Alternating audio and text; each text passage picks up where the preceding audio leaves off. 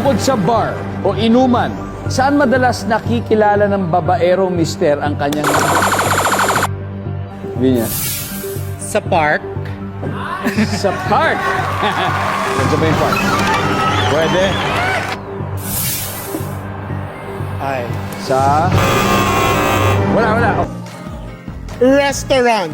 Restaurant naman. Simple lang. Nandiyan ba restaurant? Sa social media. Social media. Sa app. Sa mga app. Nandiyan ba ang social media? Madalas yan sa mall or sinihan. Kasi madilim, di ba? Eh, ganon. Yung mga dala doon sa mall o sinihan. May privacy. Oh, nandiyan ba ang mall o sinihan? Sa trabaho. Pwede, yung secretary, di ba? Oo. Sa office. Sa office? Oo. Pwede nga, no? Survey says... Sa text. Text? Text. Sa text. Sa text. Wala. Sa bus or sa biyahe. Sa bus. Pinaupo siya. Nag-usap sila. Binigyan ng mga nag-share ng pagkain. Di ba nandyan pa ang boss?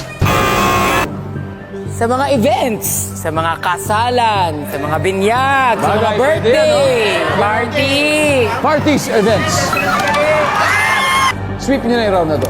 Syempre, saan pa ba natin makikilala? Saan nga? Saan nga ba? Sa resort or sa beach? Sa motel. Sa sugalan? Okay, I think sa resort or sa beach. Sa resort or sa beach, I think good call yun. Isa na lang kasi hinahanap natin, guys. Nandyan ba ang resort or beach? Kailangan mo ng comfort.